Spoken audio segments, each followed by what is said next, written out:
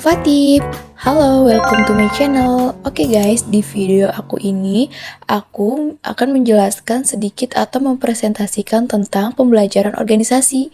Oh iya, teman-teman, sebelumnya kalian jangan lupa subscribe dulu ya, agar aku bisa berbagi pembelajaran tentang manajemen inovatif kepada kalian. Yuk, mari kita simak videonya. Oke guys, di sini ada pembelajaran organisasi. Oh ya, sebelumnya kalian tahu nggak sih pembelajaran organisasi itu apa? Yuk, mari kita belajar bareng-bareng. Nah, yang pertama, konsep organisasi pembelajaran.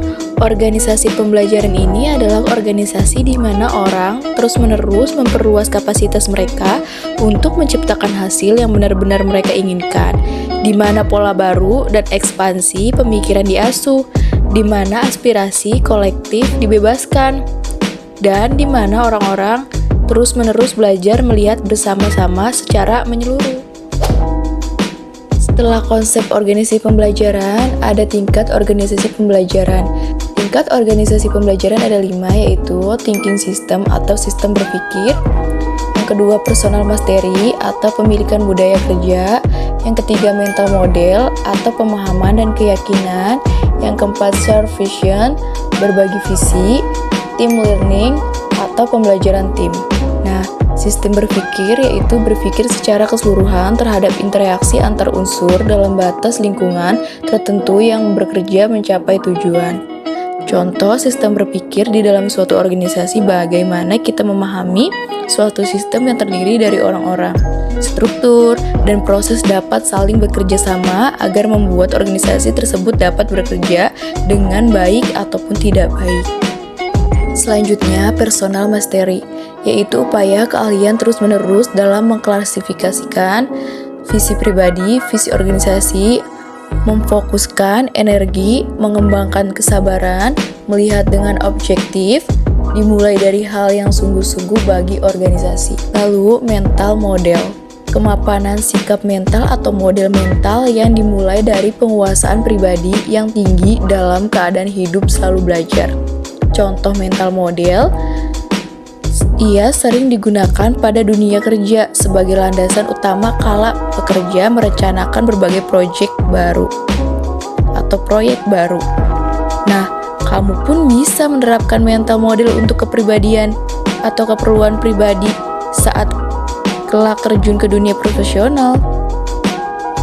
Lalu selanjutnya ada share vision atau berbagi visi, yaitu kenyataan perjalanan terus-menerus sepanjang berhubungan dengan visi kepemimpinan yang memberi inspirasi pada organisasi, merupakan kapasitas untuk berpegang pada gambaran bersama akan keadaan yang ingin diciptakan di masa yang akan datang.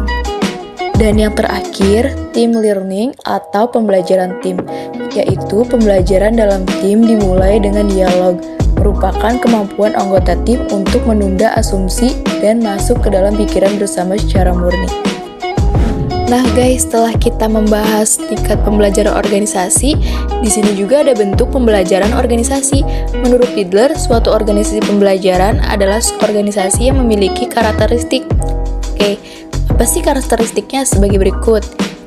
Yang pertama, mempunyai suasana di mana anggota-anggotanya secara individu terdorong untuk belajar dan mengembangkan potensi penuh mereka. Yang kedua, memperluas budaya belajar ini sampai pada pelanggan, pemasok, dan stakeholder lain yang signifikan.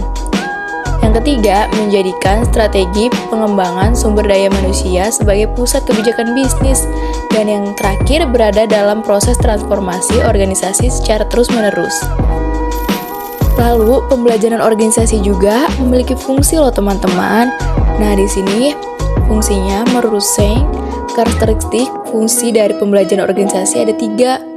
Yang pertama, agar organisasi memiliki komitmen terhadap pengetahuan. Artinya, organisasi memiliki komitmen untuk terus-menerus mengupayakan memperoleh pengetahuan.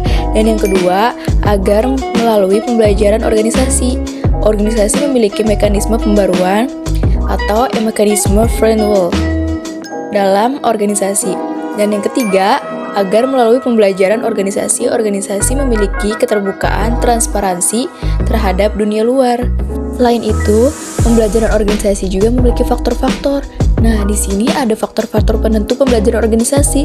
Studi dari Gervin, Go dan Richard, serta Mercourt menunjukkan adanya beberapa faktor yang dapat dipandang sebagai kondisi kunci agar pembelajaran organisasi dapat terjadi. Nah, faktor-faktornya sebagai berikut. Yang pertama, kejelasan visi organisasi. Yang kedua, peluang pembelajaran.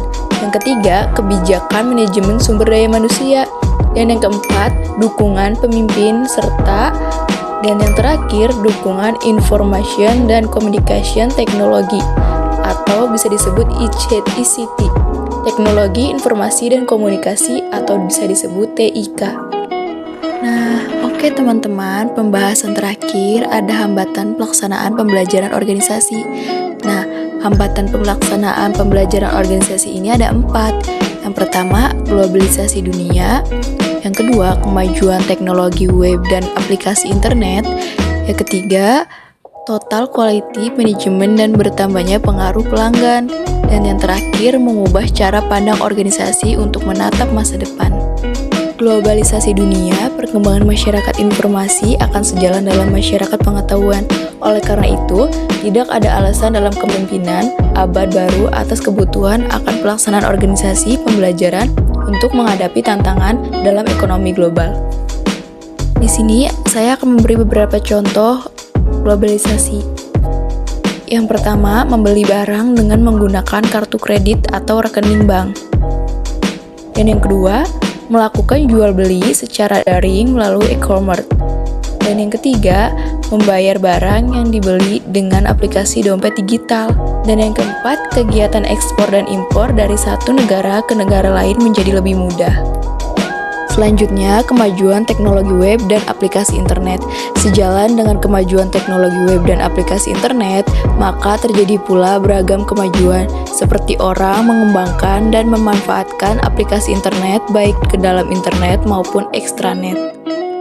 Nah, contoh teknologi web yaitu ada browser, HTML, CSS, kerangka pengembangan web, dan lain-lain. Lalu, salah satu contoh kemajuan internet seperti dahulu masyarakat menjalin komunikasi dengan berkirim surat atau pesan singkat lewat SMS. Saat ini, mengirim pesan bisa dilakukan lewat media sosial seperti WhatsApp dan lain. Selanjutnya, total quality management dan bertambahnya pengaruh pelanggan. Ungkap pelanggan adalah raja karena sikap dan perilakunya sangat menentukan keberhasilan suatu produk yang akan dibelinya dan karena ia memiliki kekuasaan sebagai raja untuk memilihnya.